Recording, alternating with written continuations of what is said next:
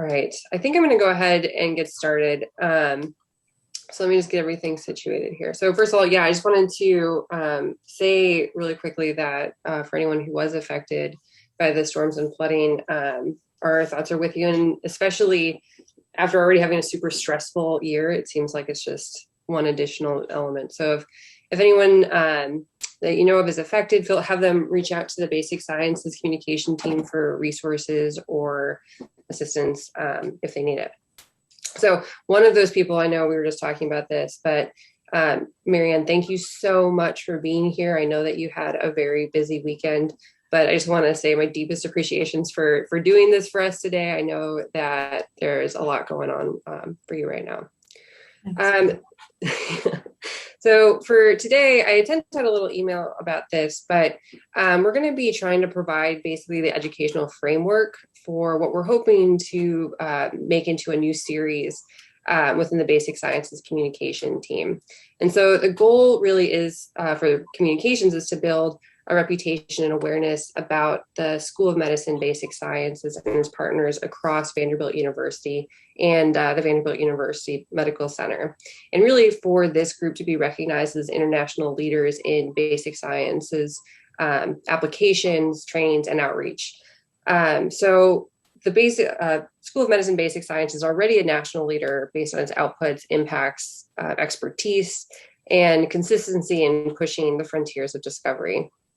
Internally, we've been developing, and this is mostly Erin, who has been developing a communications plan to provide guidance for our leadership, for staff and faculty and trainees in trying to figure out ways to promote the school's mission and vision. And this is both internally and externally. And so the communications plan, the goal of it is really to emphasize transparency, relatability, character, accessibility, diversity, and inclusion, as well as be approachable and relevant based on the current events and trends. And so overall, this all feeds into a central goal to build an international, differentiated, and recognized brand within the basic sciences.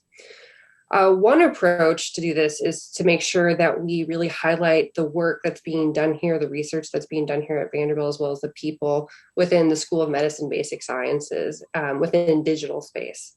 And Wikipedia in particular is one resource that is broadly used and was specifically mentioned in conversations with faculty when we were discussing the communications plan.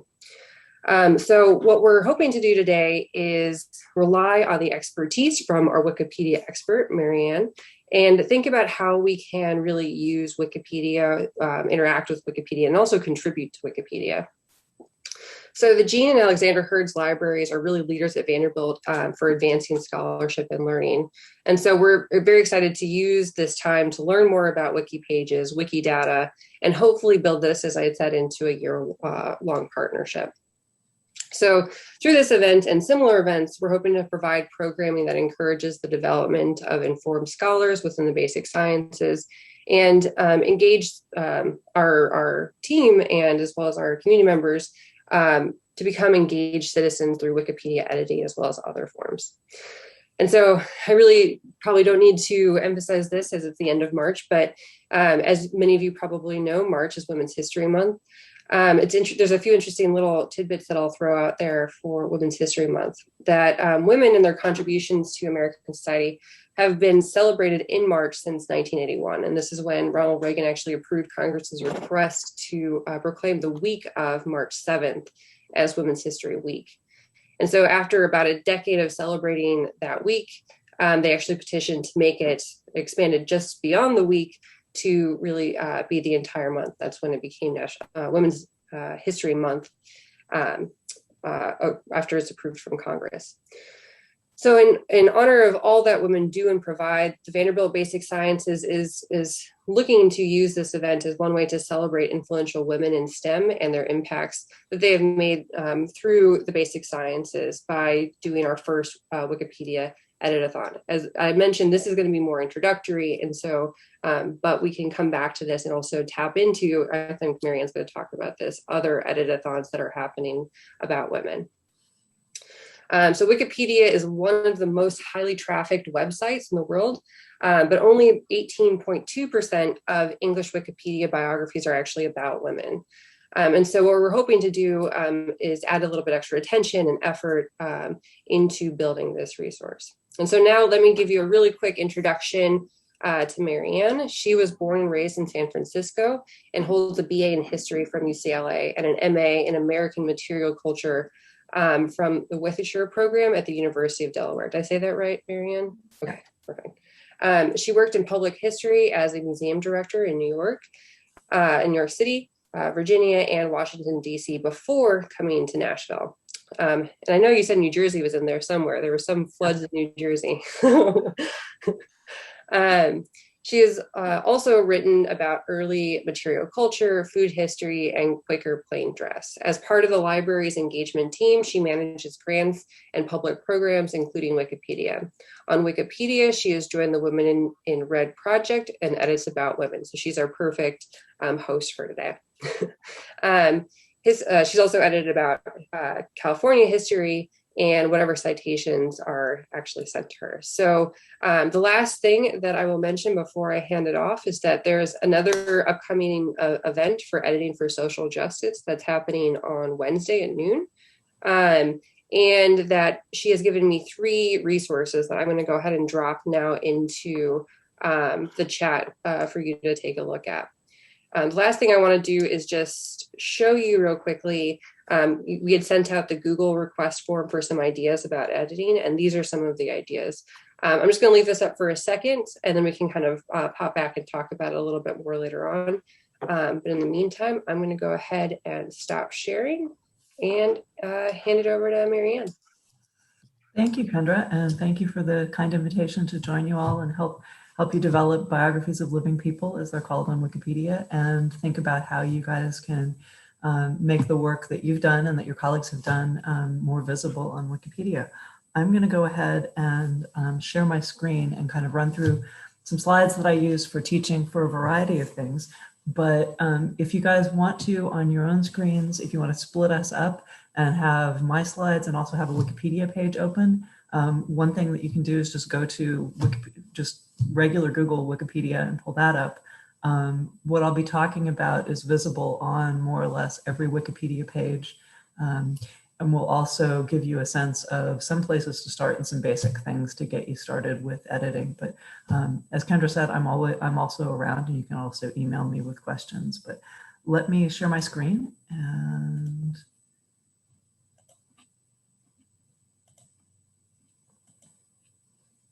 okay. Let me move us out of the way a little bit. So there we go.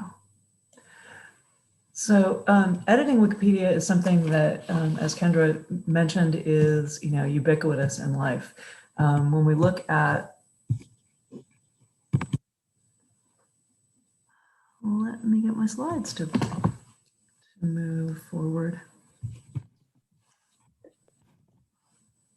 I know poor Mary Anne also had a computer issue last week. I feel like yeah, and the dashboard in Wikipedia, which normally manages all of these things, has been down basically for a week. Okay, hang on just a second. There we go. Okay. One of the things that is kind of shocking when you think about who edits Wikipedia, this diagram will show you sort of how geographically uneven the encyclopedia is. Most of the editors in Wikipedia are editing from Western Europe. Most of them are 91% of them in a recent study identified as male, and over 77% of them identified as white. So all the editing that we can do to remember important women in history who worked on science projects and also to develop biographies of current women scientists is important work and can be considered both as writing women back into the encyclopedia, but also it's important activism for our next generation, so that current generations and next generations of students will be able to see themselves and see what has gone before. And that's work that we can also help the graduate student community engage with. One of the things that Wikipedia has done to help that process, I sort of mentioned the dashboard being down. Dashboards are a system that the parent group of Wikipedia, which is Wikimedia Foundation, or WMF, developed about 10 years ago in response to several issues about how editing was working on Wikipedia. And one of the things that dashboards are really useful for is for, in Women's History Month particularly, there are a lot of different edit-a-thons around the world where people join campaigns like Art and Feminism or Black Lunch Tables campaigns or other campaigns to add material to the encyclopedia. And part of doing that, you can also do that through individual courses. So part of the teaching of Wikipedia that I do is events like this. Part of it is being embedded in courses for grad students. We do an annual project with the fourth year med students in the fall every year. So there's a lot of ways you can think about your personal editing and helping your student communities and your colleagues think about editing. One of the things that was interesting to me recently was looking at the statistics of college students who have been studying on Wikipedia. And we have a couple of colleagues in MHS here on campus who do a lot of their writing seminars and a lot of their introductory classes for the undergrads as 100% Wikipedia content. So the students will be assigned specific articles to change and improve. And a lot of what has been coming out of that, and some, not through MHS at Vanderbilt, but through other universities around the country, a lot of college students have been increasing their editing activity and are learning to see that as part of sort of their work as students. It's also interesting that some of that shift is helpful because it helps shift some material coverage to the humanities and social sciences. One of the groups I edit with is called Women in Red. You'll notice if you've ever looked at a Wikipedia page, you'll see live links on a page, and those are blue. If you see a link that's red, it means there's no Wikipedia page for that. So the group name evolved from the fact that many women's names on Wikipedia are red, meaning that they do not have a Wikipedia page. So their group logo is sort of, this user turns women blue to get the idea across that we're trying to edit and get more women into the encyclopedia. One of the projects that you guys might want to take a look at, this is one place you can start playing around on Wikipedia today. It probably has material that you're all super familiar with, but there is an active project of Wiki Women Scientists. The way that you would get to that is by going into your search box and searching Wiki Project Women Scientists. And these project pages are really helpful. Even if you don't wind up doing what their editing suggestions are, it will give you a sense of where Wikipedia is in terms of creating lists of work that's easy to do, lists of women who need biographies, who are notable scientists. One thing I'm going to put together, I didn't have time to do it this weekend, but I usually do a page for kind of low-hanging fruit edits, edits that require a little bit more time and sort of more engaging long form edits. And I'll get that off to you guys through Kendra probably later this week. Some of it will be familiar if you've looked at this project page, but it's basically just designed to give you guys a good place to start in the way that those handouts do as well. But this is a project that might be particularly of interest. Now, there's some basic, Wikipedia is famous for not having rules, but there are a few basic kind of guidelines that they want everyone to sort of think about as they begin to edit. Once you edit anything, even if it's just correcting a comma or creating your user page, you are considered a Wikipedian. The idea behind Wikipedia is that it would be all things to all people and all knowledge for all people. So part of what the Wikipedia culture includes are ways to help you see that, because all edits on Wikipedia are visible to everyone, and they are maintained more or less permanently unless there is occasionally a page will be deleted, or occasionally pages will be merged together. But for the most part, when you look at Wikipedia, when you look at different pages, you're seeing communal efforts by lots of different people. So we're going to talk a little bit about the basic rules, how to get help on Wikipedia, because there are lots of places to do that. We'll go through the anatomy of a Wikipedia page, which is one of the handouts that I sent everybody. We'll also go through the anatomy of a Wikipedia page is the edit, what is the page that Kendra posted that's called What's Where on Wiki. The other two are building a brilliant biography and oh golly, sorry. I just the third one will also help you understand sort of how how some of the edit structures work. So we'll talk about the basics, and we'll also go through some specific examples, and then we'll also turn to Wikidata. Wikidata is another product of the Wikimedia Labs Foundation. Wikidata is a very different experience of editing, but we'll get to that in a few minutes. Now, when you're editing Wikipedia, it's a good idea to remember just kind of a few basic things about the culture of editing, just because it will help you learn and grow as an editor, and the more you edit, the more familiar you'll become with it. Wikipedia is essentially an encyclopedia, so it's not intended to be writing that has any particularly slanted viewpoint. All articles and all content are intended to be neutral from a neutral point of view. So they ask editors to think about writing impartially, not using bias, and also they are particularly specific about verifiability. Almost the biggest issue on Wikipedia in terms of, if you look at a lot of guidelines for new editors, is to emphasize how much things need to be sourced and cited. Material that's going into the encyclopedia is being read all around the world, and so it's important that when you create that material and you cite it, you're citing reliable sources, number one, and number two, you're also citing sources that anyone can find. Wikipedia, because it's an encyclopedia and it's a sort of omnium gatherum, it's not intended for original research. That's important in terms of how you write about biographies of living people. It comes up because when you think about those, you're really sort of structuring them based on the most available resources. So for a lot of your colleagues, or for a lot of women scientists who've been important in past history, sources that are, that would be important would be, what awards has your scientist won? What prizes has she won? Where has she published? Have there been profiles about her in the main scientific journals?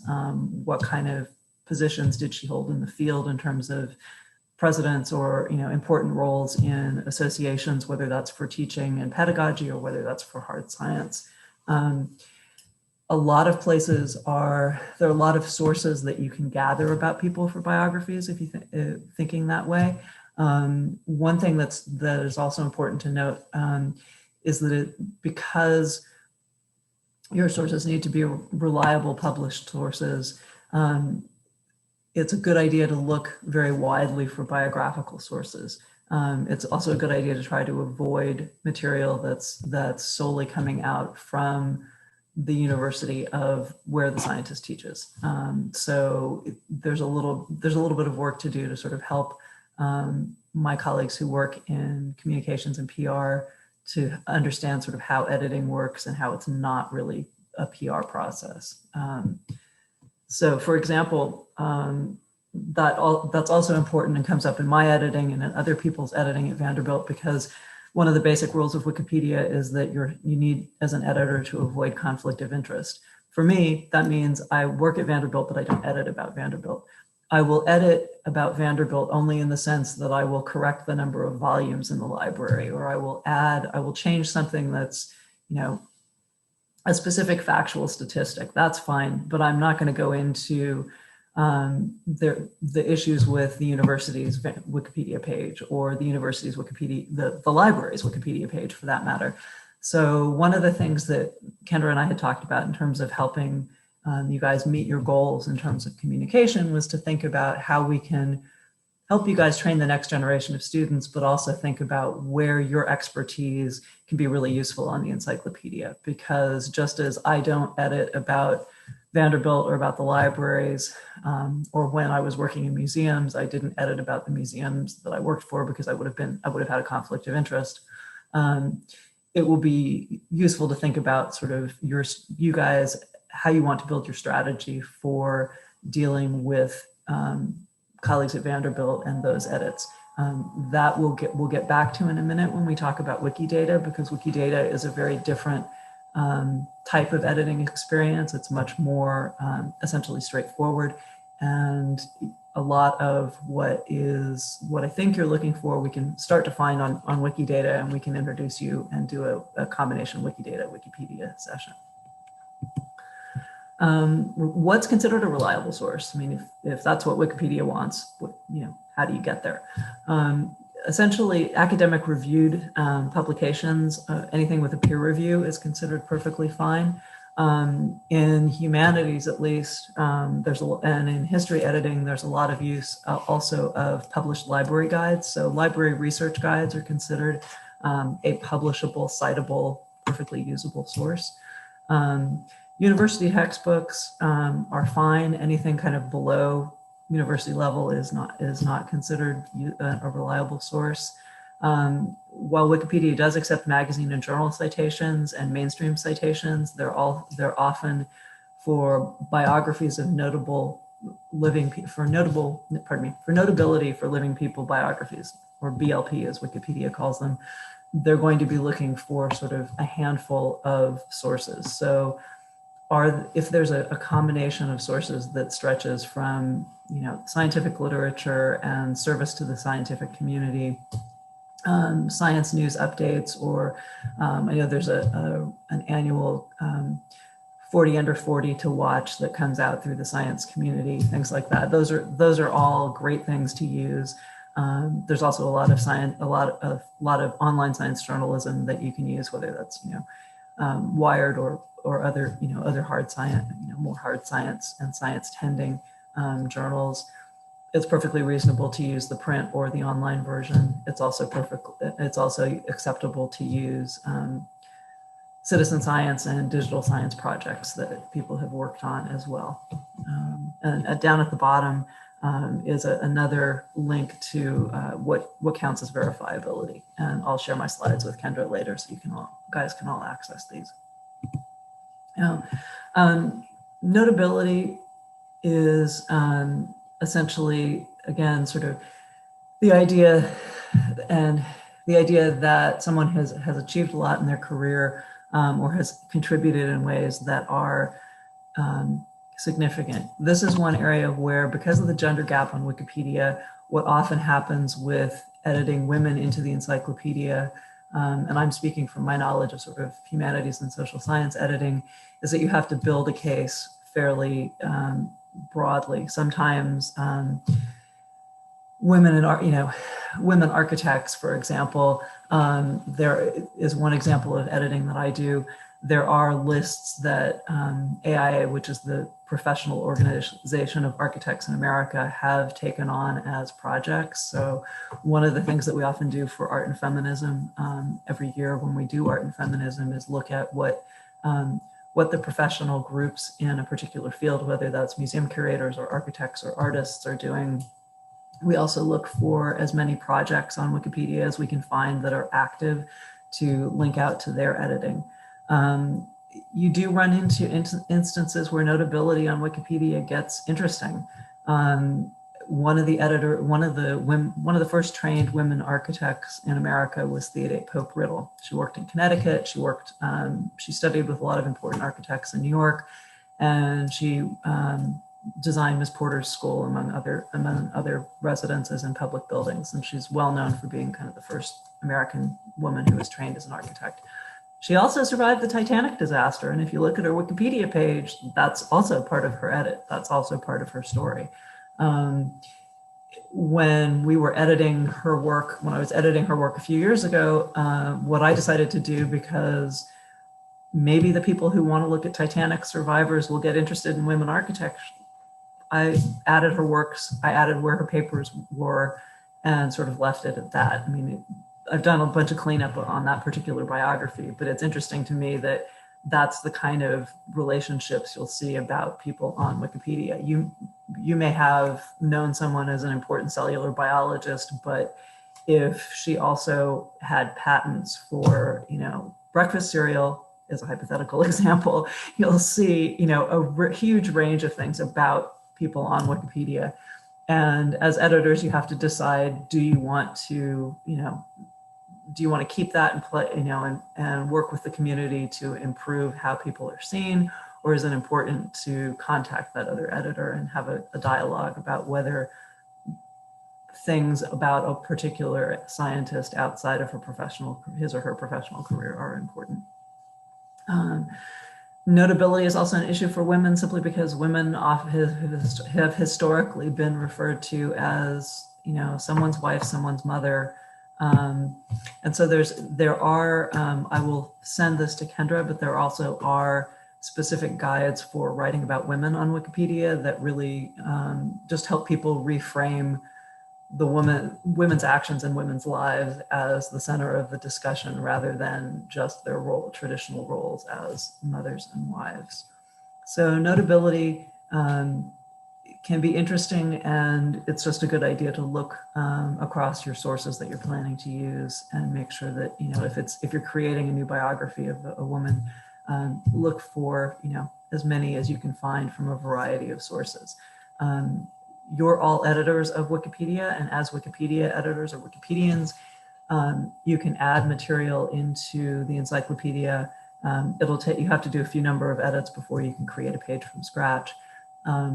But once you have had over, I think it's 10 edits, and you've had your account for over a month, you can create a page from scratch, and that would enable you to start building pages about women who aren't in the encyclopedia or women who are. When you're editing, it's always a good idea to get help. There are lots of places on Wikipedia where you can do that. I'm happy to answer questions either by email through my user page on Wikipedia or through appointments. There are also some basic pages you can find anywhere on Wikipedia that will help you. If you're in the encyclopedia now and you look on the left-hand side, there's a whole column of material under the Wikipedia logo. What you'll see there are also some basic guides to editing. You can look at those. You can go to the tea house, which you would search for the tea house in the Wikipedia search box at the top right of your screen. You can just ask, it's a bulletin board for questions, and they'll answer questions. You can also, part of Wikipedia culture is designed to try and build dialogue between editors. So there are folks I know by their editing name. I've never met them. A few people I've met at Wikipedia conferences, which are really fun. But you can always, every page on Wikipedia has a talk page. So every user's page has a talk page, every article page has a talk page. And those users' talk pages are something that you can use to strike up a conversation with someone. If you're editing about a particular scientist and you want to work with somebody who's not in Nashville, that's one way you can get in touch with people. Likewise, if you're planning to make massive edit changes and specifically massive deletions to someone's work that they just put up in the last month or so, it's sometimes a good idea to check the talk page of whatever article you're working on and reach out to the user who's most, if there's a lot of discussion on Wikipedia and on the talk page of what your, apologies for my cat's discussion. You can reach out to other users and through their talk pages. There also are different ways to solve disputes if you should get into them. Wikipedia is aware that sometimes editors feel very strongly about their work, and so there's several places, both the dispute resolutions and Wikipedia etiquette, that you can talk to, where you can talk to editors about what's going on. Wikipedia is also, all of it is CC by SA. So what that means is it's all open text, it's all licensed to be reused under the Creative Commons attribution share alike. So that means that if you are using text and images from Wikipedia, pardon me, my cat is having a moment, you'll basically find that they're all usable, provided that you share them in the way that they were originally created. Wikipedia also has, because there are lots of bots on Wikipedia that are programmed to do various different things. One of the bots that just runs all the time behind all the pages is one that tries to ascertain whether you've copy and pasted whether you as an editor have copy and pasted text from anywhere. If that happens, sometimes it happens with, eager new editors or students, undergraduates. The page would be flagged with a notice saying that, this work appears to have a lot of essentially plagiarism. So they're as you get to know the editing culture on Wikipedia, one of the things that you'll discover is there's a different kind of editing for everyone. You can strategize about what kind of editing you want to do. Some people who are particularly tech savvy and have really creative minds about problem solving will build bots to do specific things, and we'll learn about one in a minute. But there are lots of bots that do all sorts of things, and one of the things you can see on a page is when that had happened. This is one of a variation on one of the handouts that I sent. This is what's where on Wiki. And this would be a really great moment to just pull up an English language or other language if that's your preference, to just pull up the homepage on Wikipedia and just kind of follow along with what's on the landing page. The main areas on Wikipedia that you'll find that are important for the moment are the taskbar right across the top. So all the things that show login, the little person icon in the top corner, and plus all of the other things that go with your individual account. So when you log in, when you get to Wikipedia, unless you guys have your user accounts already, you'll see in the top right-hand corner that there's a whole string of things. And one of the things that you'll need to do is, if you haven't already, is decide on a username. You would get to that point if you haven't created it already by hitting the login link and just logging in. It will say you don't have a Wikipedia account. Do you want to create one? You'll click the yes button and then you'll create a username. Some people, what you name yourself on Wikipedia, it depends on your personal preference. There's some people who edit with their full name. There's several Wikipedians on campus who edit with their full name. I use a kind of combination of my name. It just depends. I mean, I have colleagues in the library who have creative, usernames that have nothing to do with their personal name. It just depends what you're comfortable with. One of the things that is important to remember, once you create your username, you got to stick with it, because people can't share usernames, and you also can't have more than one. So pick something that's relatively easy to remember. When you have a chance, you also will want to go in that top bar along the right-hand side, you'll want to go into the preferences.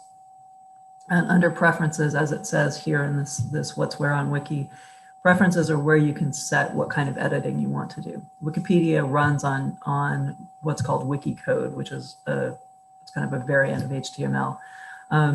There are two ways to edit.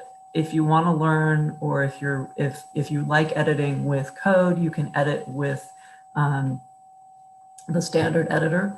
If you'd prefer to have a more blog style editing, that's just basically, looks like a blog, looks like WordPress basically, you can use Visual Editor. And Visual Editor is just basically a WYSIWYG, or what you see is what you get editor. Or you can have the option for both. You can enable the option to be able to see both, and you would do that in your Preferences tab. Your Preferences tab has everything from current gadgets that Wikipedia is testing out, which are fun to look at, to preferences, to the initial screen that will come up will show you what information you've entered into Wikipedia. So what's your password? What's your username? It also gives you a chance to add an email. And you'll want to it's a good idea to add an email just in case you forget your password or you forget your username and you want to be able to reassemble all of that. You can also, that's also where you would enable any links if you want to get an email every time somebody edits the pages that you're working on. Or if you want to be able to edit and talk to new editors via email. So at the bottom of that page, that landing page and preferences is a lot of that material. The other thing that you'll want to take a look at once you've looked at preferences, set your signature. You can also add a fancy signature if you want to do something cool with colors and icons and stuff like that. You'll want to set what kind of preference you want for editor. One thing that you might also want to check out, also under editing preferences, is an add-on widget called Hotcat. Hotcat will enable you, if you are doing editing of categories on Wikipedia about women scientists or other things related to women in science, it will enable you to basically go in and fill in a box at the category portion of the page that you're editing and be able to pull up material regularly. So you don't have to know all of Wikipedia's categories, and you don't have to go to a list of categories. You can just go down to the categories that the page you're editing is a part of, and then add women scientists or whatever that category is. And if there's a category, Wikipedia will auto-populate it. So it makes the category editing easier. Now, why do we care about category editing? Category editing is how you link material from the individual page that you're on to a bigger structure. So if you're thinking about biographies of women scientists who aren't as well known as you would like, one way to make them better known and to make them visible on Wikipedia to everybody who's looking is to make sure that Jane Doe, who's a biologist, is listed in is listed as, biologists, American women biologists, alumni of wherever she went to school, things like that. So if you look, it's a good idea as you're starting to edit and you're starting to look around. If you think you might want to edit biographies, take a look at some of your favorite scientists or novelists or whoever, whoever's kind of top of your mind at the moment for people in the news or people whose work you follow, and see what their Wikipedia pages look like, and pay attention to a couple things. What categories are they in? And how much detail is in their page. One of the things you can also enable in preferences is a button that allows you to see how Wikipedia rates each article. Wikipedia has a kind of hierarchical editing system. A lot of articles haven't been edited, so they've been edited, but they haven't been classed. So those are articles that have lots of room for expansion. If you pull up the main page of Wikipedia on any given day, everything that's on that landing page is what's called a featured article, and that's kind of as good as it gets. If you've had a featured article, you're a really good editor, you've been super thorough, and your article is fabulous. It's sort of like the at the top of the pyramid. Other articles go from featured article to good article to A, B, C.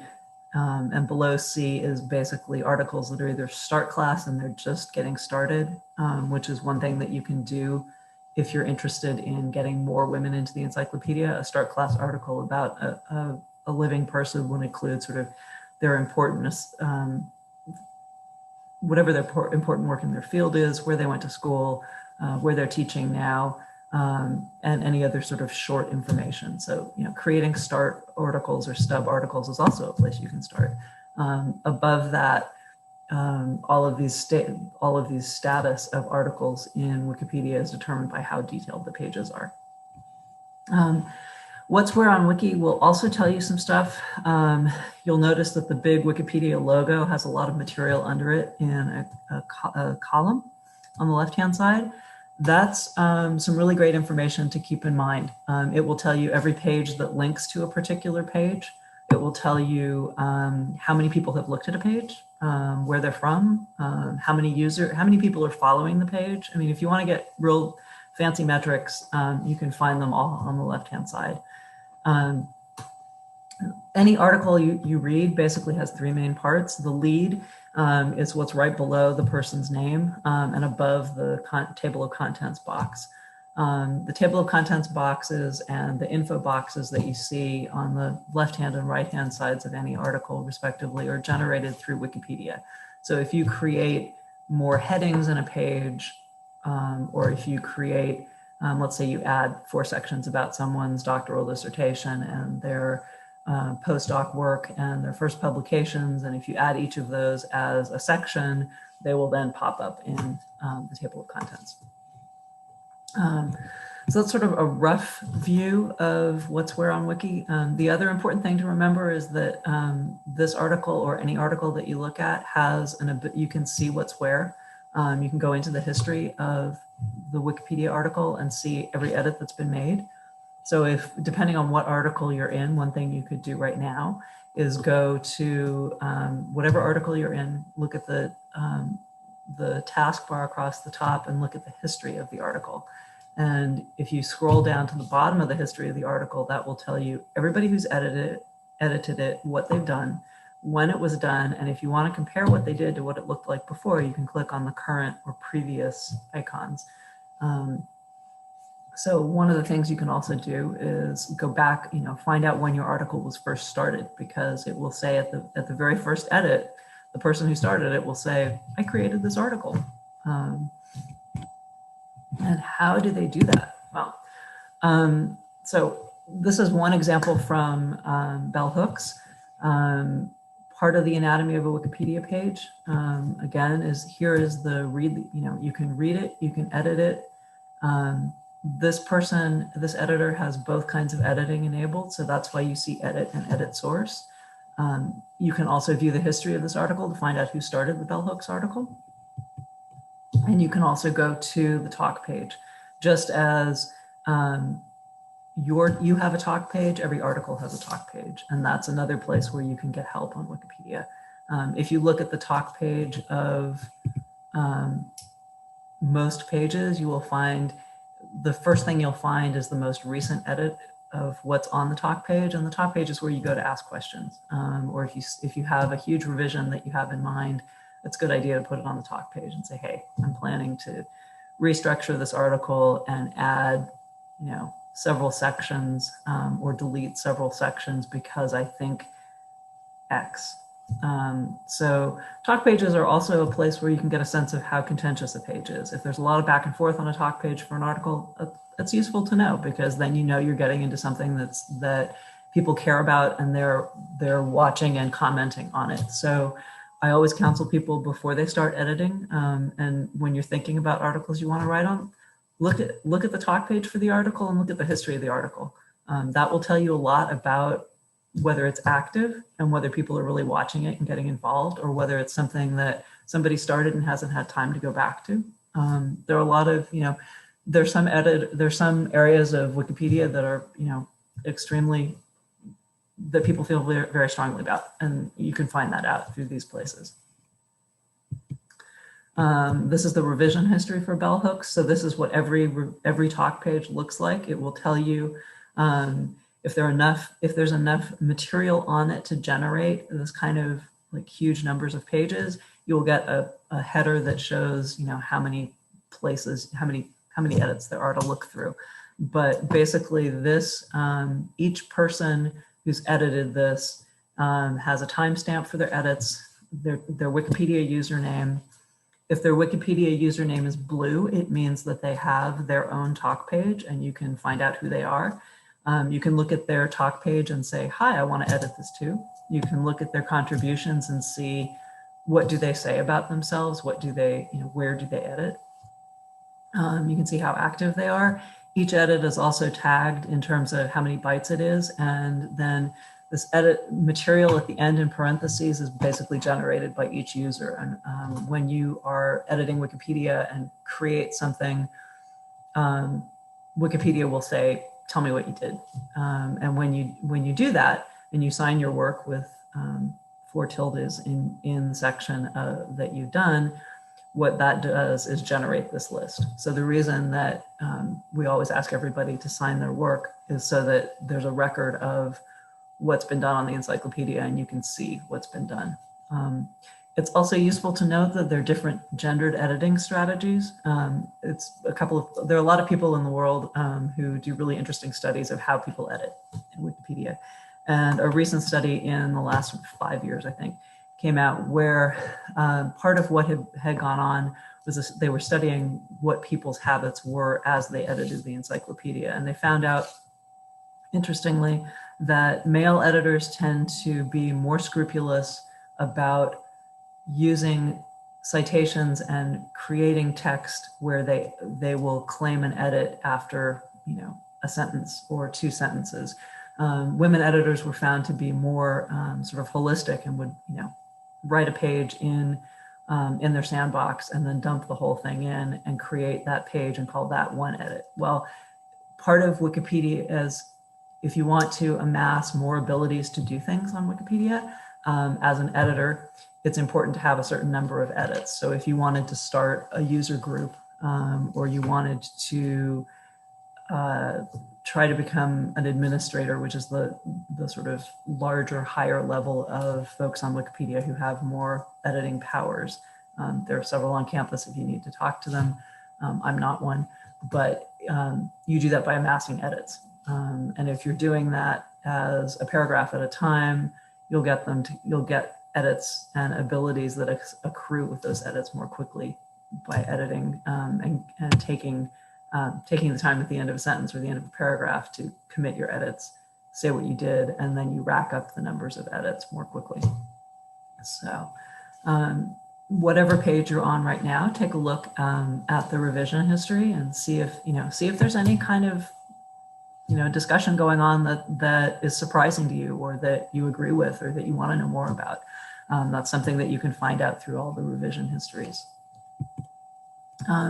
You can also go in and take a look at, you can look at it in code, in Wikicode, you can look at it in Visual Editor.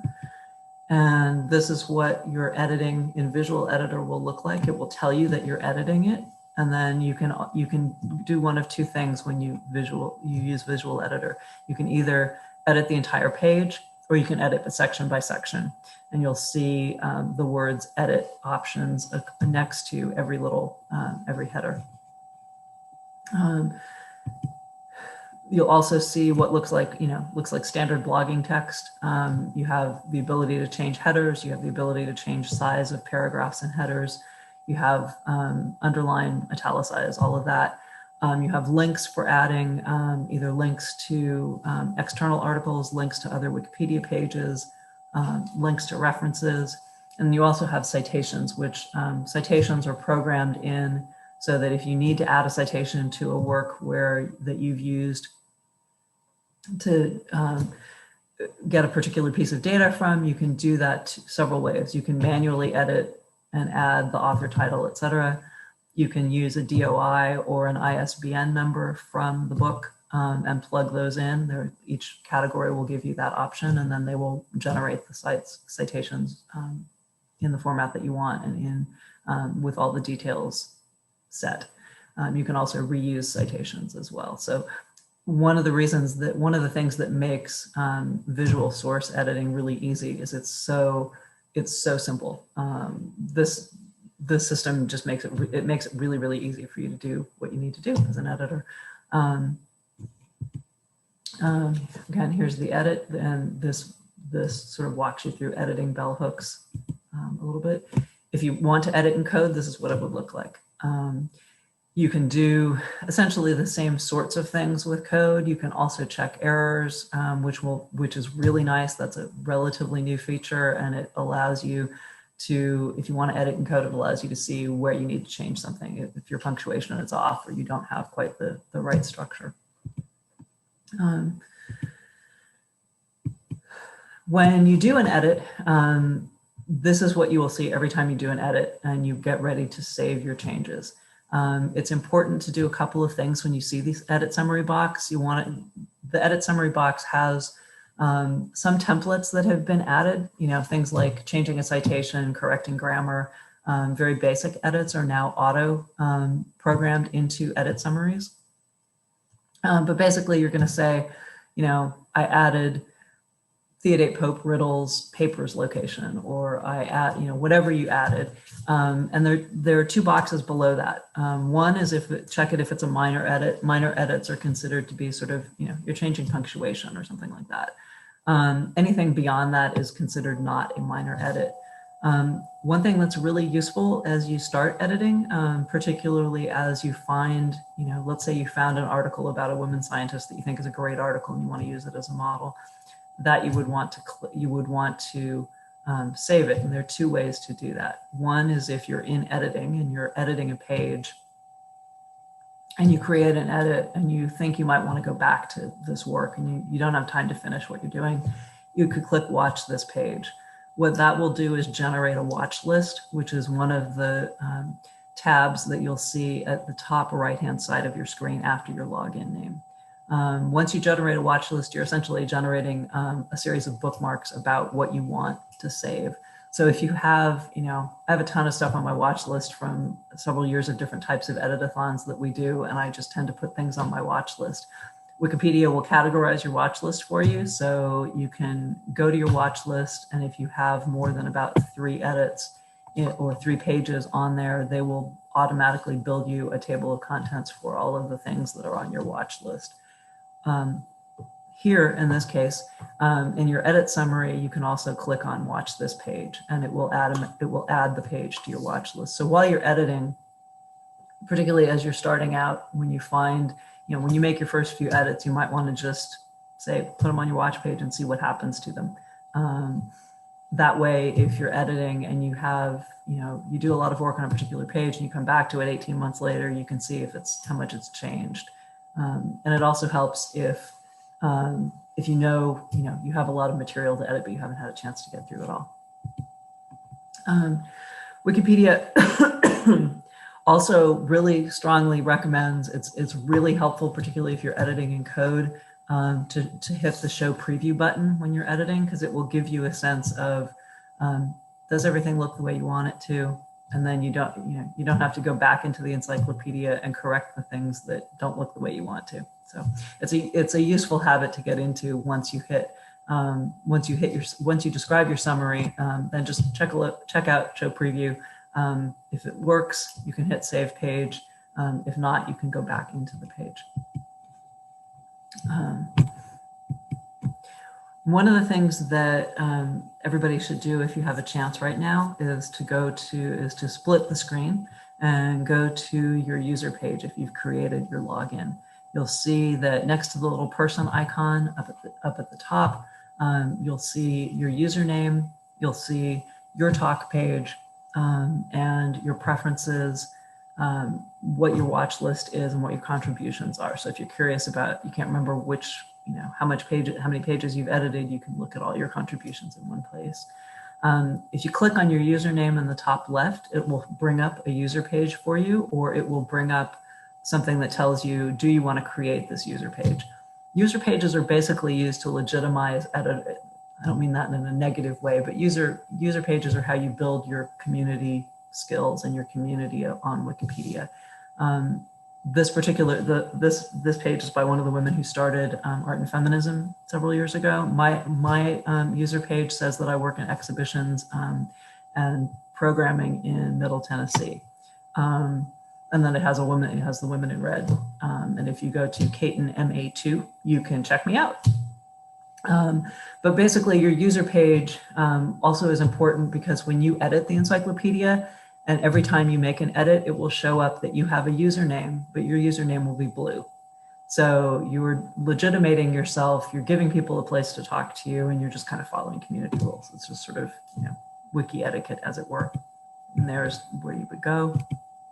And you click edit, and that's where you get to. Another thing that's a useful tool as you're starting out and getting used to the wiki universe is your sandbox.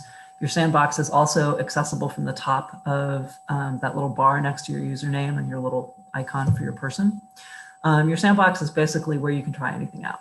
It gives you a place to, if you want to cut and paste and experiment with doing citations automatically, you can do that. If you find an article that you really like, that you think is a good model for biography, you can copy that article, paste it into your sandbox, and because your sandbox is publicly viewable, but it is not a published article space. So if you are if you want to compare articles of 2 biographies, or if you want to add material from a particular source that you've found in lots of places, and you're trying to develop all the links and get the links all right, this will be a good place to do that. most of your work on your sandbox can also be can be seen. It will also feed the way Wikipedia feeds, and it's important to note that Wikipedia feeds a little bit differently than other sites do. When you're adding something to a Wikipedia talk page or you're adding something to your sandbox, you're going to go to the bottom. You're not going to necessarily add it right at the top. You're going to go all the way to the bottom. And then add, if you wanted to start a new header, you would just click on edit, add a section header, and do that. If you're going to be doing a lot of editing on different types of projects, you can also segment your sandbox. So if you want to have one section for editing biographies of living people and one section for editing women in science and another, you can basically segment your sandbox by putting another slash and then whatever name you want in front of your user name. So it would be user Caton MA2 /sandbox / art and feminism. So that's a useful tool as well. Now for adding citations, this is what you'll see when you add, if you're editing in Visual Editor and you want to just insert one. If you go all the way down to the references tool, you click on that, and then you will see an automatic footnote. And this just gives you an idea of the automatic, either a URL for a website, a DOI, or you can do a PubMed, or you can also do an ISBN number here. You can also do it manually, and you can also reuse them. Creating new articles is something you guys will get to soon, not initially, because you can't create a new article until you have had your account open for 30 days and you've completed at least 10 edits. But drafts give you a place to do that. Drafts also, you can also start an article in your sandbox and entitle it draft, which is a good place to kind of play around with those things. You'll also see specific footers that go into your draft. And one of the things you'll see if you create one is when it will give you a box that says when you're ready to have someone review this through the internal review process and you're ready to do that, click this button and it will submit your draft for review. This is the Sciences portal. This is probably information that may not quite align with what you guys are interested in editing, but it's good to know that it's there. You can also propose projects in it, whether you want to go into Wiki Project Science or these subcategories. This would also be a way, if you were interested in collaborating with other users on Wikipedia, to just introduce yourself and say, hey, I work at Vanderbilt and I'm building a student project, or I'm building a project on this, and if you'd like to communicate with me, we could talk about this editing together. Now, there are lots of different programs and parts of Wikimedia. You guys all probably know Wikipedia. Wikidata is a little bit different. It's a lot simpler to use, and it will, I think, answer some of the questions that you guys have about some of your communications and outreach goals. Wikipedia is basically an open source database. Everything on it is a specific piece of information that is either an item, a property, or a value. And we're going to look at a couple of options and a couple of examples, and then give you another of my colleagues who has a project running that will help you out. If we look at this example, this is a very thoroughly fleshed example that Wikidata themselves do. And you can access Wikidata if you put into your Wikipedia search box. You can search Wikidata, or you can put into whatever your browser is, put Wikidata in, and it will come up. Wikidata has a logo that looks basically like a barcode, and it's a little bit different than Wikipedia. Editing Wikidata is super simple. You're basically building information statements about a particular person, place, or concept. And you can see that, for example, here's Douglas Adams, who wrote Hitchhiker's Guide to the Galaxy. He has the unique identifier of Q42. So every person on Wikidata has a unique identifier that helps researchers and users find them. And that's important simply because the information that's added to Wikidata feeds Wikipedia. So whenever you look at an information box on Wikipedia, you're looking at Wikidata formatted slightly differently. So what do we know about Douglas Adams? When his Wikidata identifier was created, Q42, the first person who went in and created it added some basic statements, and Wikidata will show you statements of properties. So he was educated at, he's an instance of, he has works, he has written, places he has worked, etc. But for his education, you can see that they've gone, whoever the editor was has gone in and edited in, he went to St. John's College, he had a start time, he had an end time, he had a specific degree he received, and in a particular major. There also are references to, there are references to where that information came from. And then there's some of his other schools as well.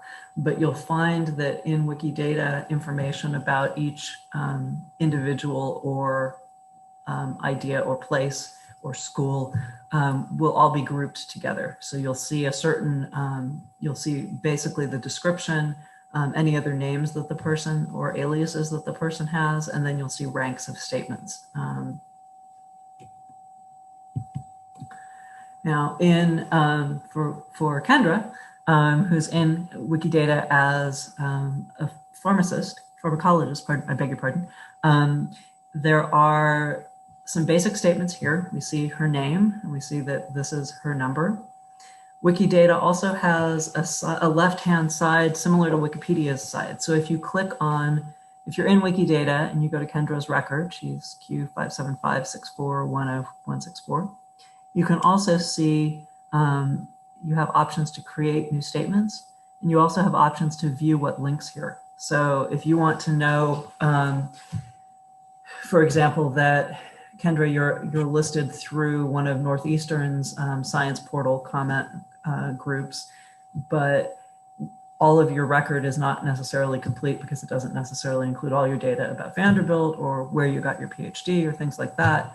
You'll see that from two ways, either from looking at statements or looking at what links here. So one of the things that we could do would be go into Wikidata and add where you got your PhD. These are the pages that link to your unique identifier, Kendra. So you see several pages here, but you see that there are also some things that you might want to consider adding.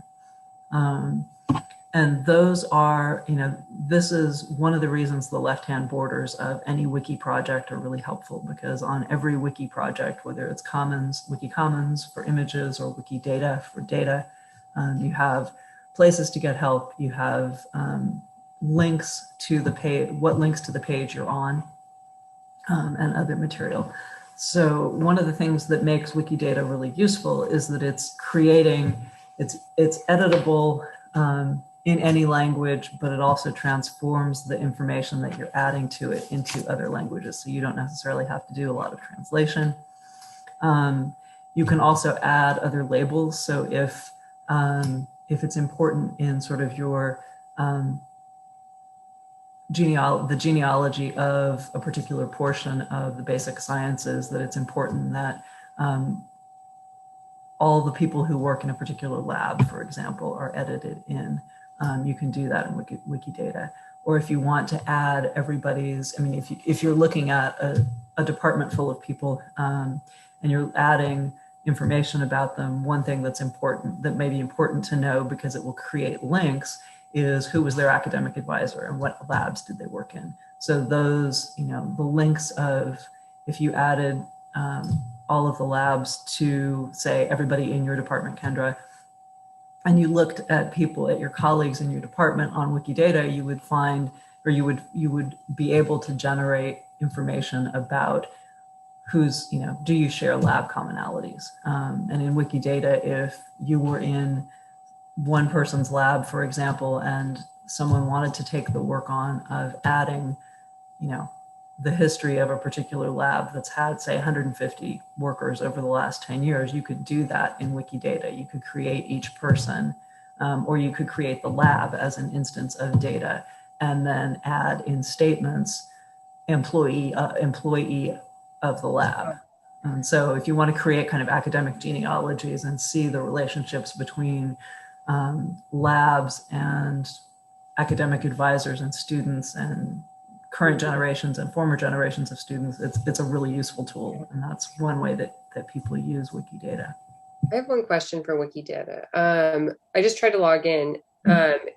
And my first question is, doesn't seem to be the same login as. No, it's not. Okay, so it's totally different. Okay. It's not the same, but you can also log in through Wikipedia and link your Wikipedia account to your Wikidata account. You'll get a screen that says, do you authorize Wiki to connect, to connect the two, which is the same way that the dashboards work. And there's no restrictions on Wikidata. So like if I wanted to edit my page, it's totally fine. It's totally fine, yeah. So the bar of editing for Wikidata is way lower. You don't have to prove that something's notable. You don't have to worry about conflict of interest. Okay. You're basically just editing in chunks of data. So there's no way you can have an opinion about it, essentially, because it's just data. But you're also, it's also a much simpler way to kind of add information, and all that information that you add makes the encyclopedia better ultimately. There are lots of places for help on Wikipedia. There are Wikidata tours, and on that left-hand bar down the side of Wikidata rather, you'll see some options for links to help, links for new editors, things like that. One piece of advice, if you're editing, wherever you're editing, whether it's Wikidata or Wikipedia, if you find something that you like that's really helpful, add it to your watch list. The way that you do that, if you're not editing, is there's a little star in Wikipedia that is in the top border of your account. If you turn the star blue, it's added it to your watch list. In Wikidata, you can do something fairly similar, or you can just create a running bookmark list, but it will give you a sense. And in Wikidata, just like Wikipedia, you'll have contributions that are tracked because you'll sign everything and it will track your contributions. In Wikidata, it's also really useful to choose language preference. If you have language preferences, you can do that in user options in Wikidata. One of the things that's really important that my colleague Steve Baskoff has been doing is adding recent publications and other materials to faculty across campus. You can add missing labels and descriptions in Wikidata. You can also look at translating if you want to. You can look at random items. Wikipedia and Wikidata are also have specific links where you can generate something, whether it's a citation to fix on Wikipedia or a random thing in Wikidata that seems under rounded out. One project that's also going on campus that was developed by my colleague in DISC, Steve Baskoff, is the Vanderbot. Steve wrote the Vanderbot to basically address one of the things that affects how Vanderbilt is known on Wikipedia. There's been a kind of underrepresentation of Vanderbilt faculty and a real underrepresentation of recent scholarship by Vanderbilt faculty all across campus. And so when Steve first wrote this, I think he started initially with the Divinity School because they'd kept a really fabulous list of, they have somebody who does a regular update of projects everybody's doing. So Steve built Vanderbot to basically go through, to automate adding just the basics about all faculty on campus to Wikipedia. He is also running a couple of independent projects. One is called, one in the library that a lot of us participate in is called WikiCite, which is designed to essentially add citations. We have a lot there. They've been really, really active in the last probably, they really got going after we all went home for COVID. But a lot of what Steve and several of my colleagues have been doing is going in and picking people in Wikidata and just add, like, you go in, you pull somebody up, either you add them if they didn't exist, but pretty much everyone does now, but then you can go into department pages, pull up people's CVs and add material. Because it's Wikidata, it's really simple. You are cutting and pasting more or less. You're adding a property that would be, educated at. All of all of the fields in Wikidata auto-populate. So when you start typing University of California, it will give you the whole all 10 campuses list and you pick which one you want.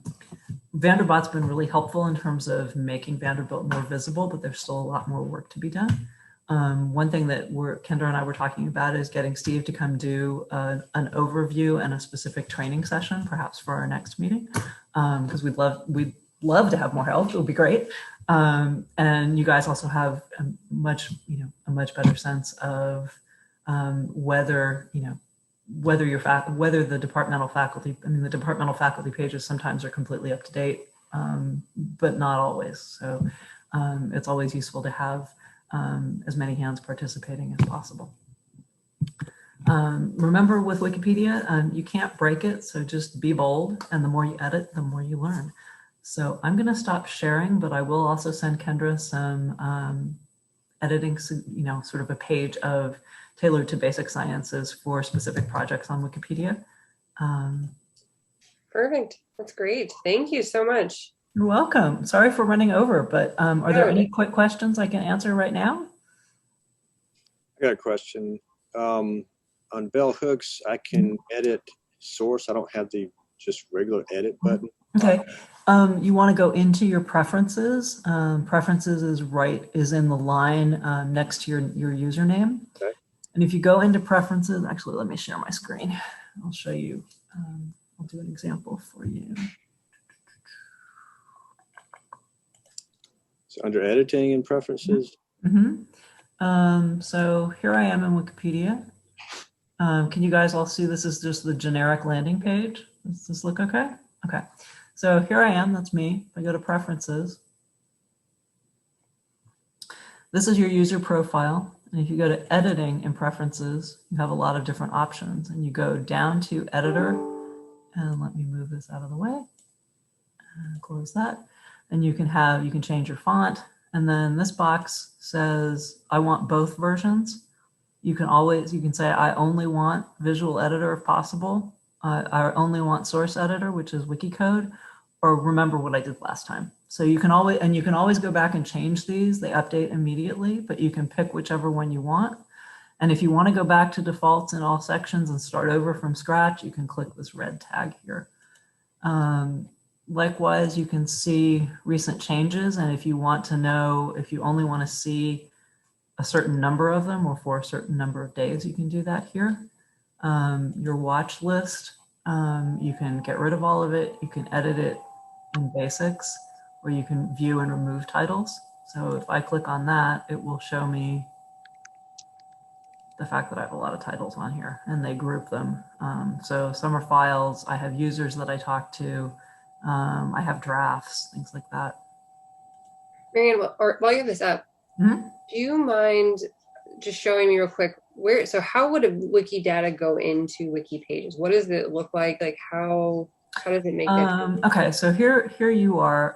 I can sort of try and do that best. How Wikidata feeds Wikipedia pages is a little bit, it's a little hard to show immediately. Let me see if here is, okay, let me move this out of the way. Okay, here's the code editing for Wiki Project Women Scientists. And what we're seeing is the info box here in between these brackets. This is the information here that's being pulled from Wikidata. Some of it is formatting, some of it is more specifics. It's not necessarily going to show you that it's pulled from Wiki. It's not going to give you a link to the piece of Wikidata. But if we go into Wikidata, there's the Vanderbilt. Here we go. That's where I want to be.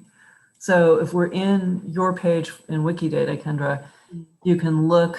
You can create a new lexicography statement, which I'm not going to click on because I'm not going to do that at the moment. If you click on what links here, you'll get the 3 pages that are linked to you. So if you're in Wikidata and you're looking for things to add, one way to start would be pick people who you're interested in working on and look at what links there and see what's missing. Okay. If we go back, you also, can look at the concept URI, which gives you a little bit different, the information in slightly different fields and formats. I started updating this. That's why I was like, I need to change that immediately. Yeah. So you're an instance of a human, you're female. These are your names, you're an educator, and you can go in and change all of these, and each statement will have a pencil mark for you to edit, and you can go in and add materials, you can add references to those statements, and that's relatively easy to do. You can add qualifiers. So if you wanted to add, the particular type of education that you do, your employer, your affiliations, you have added a lot. And then your identifiers. The other thing that's important in that we didn't really talk about too much in Wikipedia, but is important in both Wikipedia and Wikidata, are the identifiers. So things like your ORCID ID, if you have a Library of Congress subject heading or author name, a Library of Congress name, a WorldCat identity, a VIAF, which is a verifiable international author field. All of those are useful. And again, this is a place where look for your favorite, look for your advisor, or look at the person who won.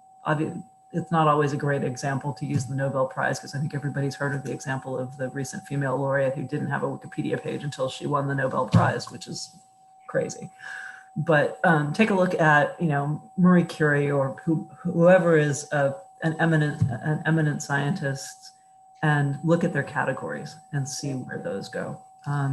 Also, if you look, you can also see that you don't have a Wikipedia page. Wikiversity and Wiktion, all of these are sort of more outside of the editing that I've been doing. Most of what I do is Wikipedia and Wikidata. You can also see, you can also look at random items. You can also create new items, and you can also, if you go to the community portal, you'll see all of these options for getting help for Wikidata. Does that help, Stephen, to get back to your question?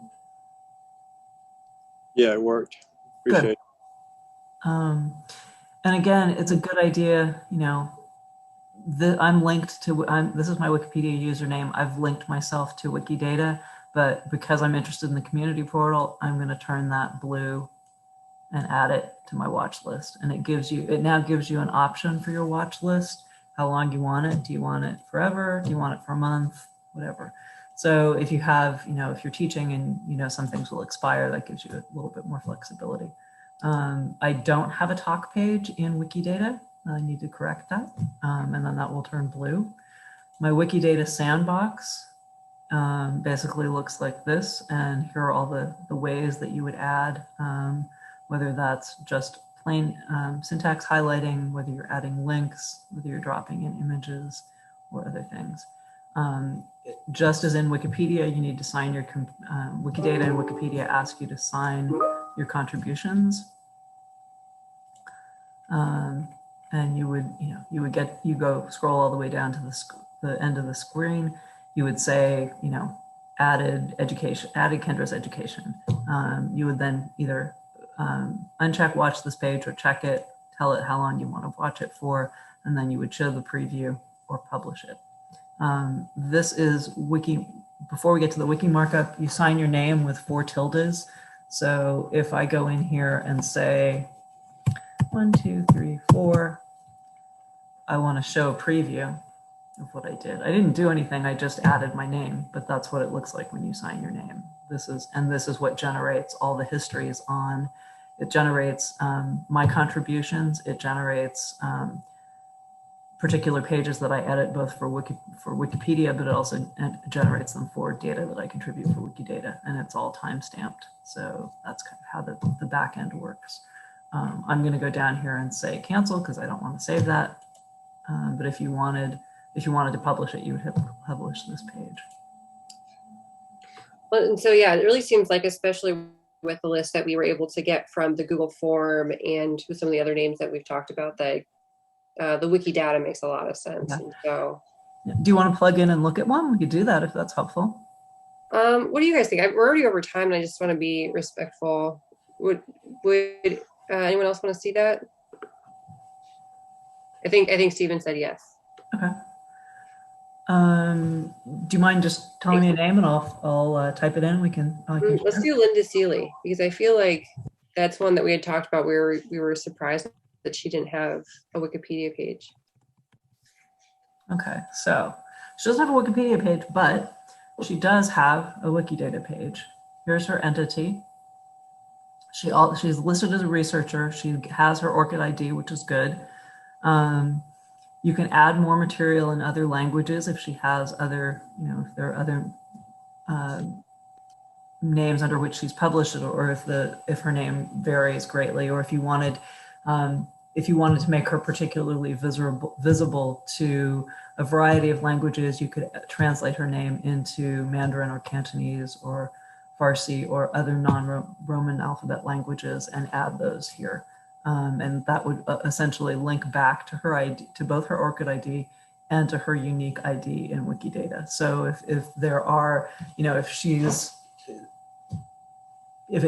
needs to be added into Cantonese or Mandarin or Farsi or Russian or other languages, this would be a place to do that. And that's also one kind of Wikidata editing that's really helpful, because if you're trying to increase her visibility to your colleagues all over the world, some of those colleagues, would want to see that in their native language. One of the questions I had about this is so if you wanted to add, let's say, someone for papers, right? And because you saw that mine were listed under my name, how would you do that? We would do that as, let's see, you're going to basically add it as a statement. So you're going to add a statement, and you're going to say works. Okay, one thing that comes up, you can add her WorldCat identities, but if you look at works, you're going to add notable works, and then you're going to say whatever the title is. You can also drop in the ISBN number of her her DOI number for different papers.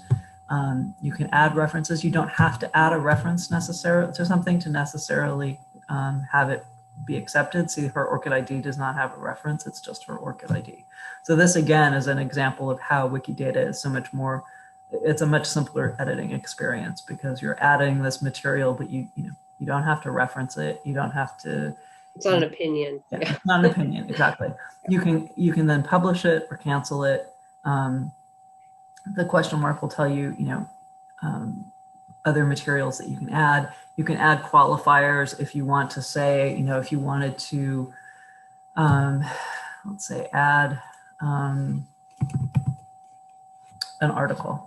So if you wanted to add a title of an article, or if you wanted to add a title of full work available at URL, and you could just add the URL. Or you could add, you could also add, I believe it showed an option for,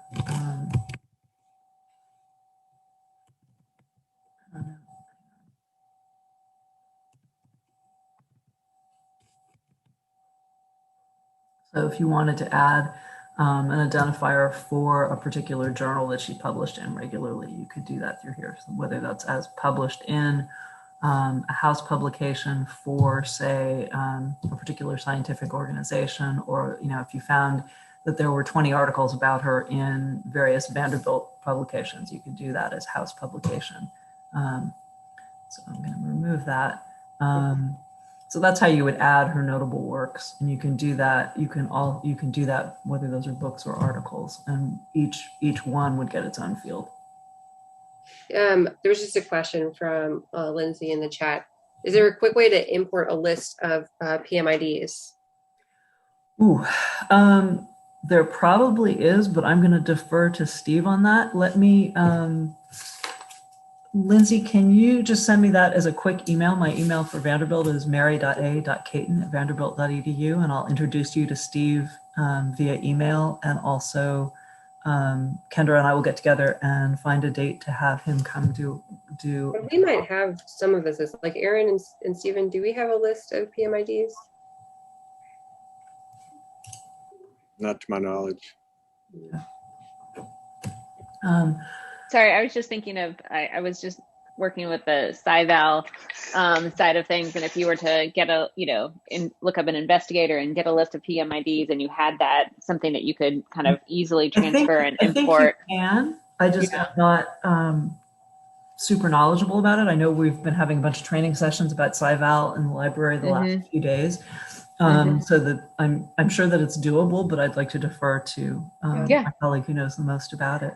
But I'll certainly introduce you guys and share Steve's email. What else can I help folks with before our time comes to an end? No, this is so incredibly helpful. And we're recording this too. So, especially, I don't know, I feel like I'm going to need to go back and kind of catch up a little bit. But is there any other questions? Aaron, do you have a question? Looks like you. Yeah, my one quick question is just say with Linda Seeley's wiki data page here that we're able to really fill it out pretty robustly. How does that then connect with the likelihood that there would then be a Wikipedia page? Well, it makes it easier for you to create the Wikipedia page because her data will essentially already exist in Wikidata. So you can add her in those categories at the bottom of the page. You can add her Q925263272. You can add her Wikidata identifier. It also, on the back end, allows you to do that more easily. So Steve can kind of get into a lot more of the specifics about how that relationship works. But the reason that he wanted to use Vanderbilt to build out the robustness of Vanderbilt's faculty on Wikidata was to drive those links to Wikipedia and to make it easier for students and faculty to kind of see their work on the encyclopedia. Wonderful, thank you. Sure. You can also see permanent links. You can see page information. So this, just as it works with Wikipedia, you can do the same thing for Wikidata. You can see it's counted as a content page, and this is who created it. So if you wanted to look at who they are, this bot will tell you what they do, and you could go to the view history and see that the bot's not super active, but has done some good work. So just as Wikipedia has this backside that allows you to see every page, both in terms of the history of the revisions and who's talking about it, the same thing exists for Wikidata. And it even gives you, different language views. So that would get, adding Linda's work would certainly make a huge difference in terms of making her a very robust entity, whether that's her work, and that would include, you can go, if you want to get as granular as all of her conference papers, as well as all of her published materials and all of her preprints. I mean, you can add it's possible to add all of those. Or, there are categories for, students, advisors. So those academic relationships can be added here as well. Very cool.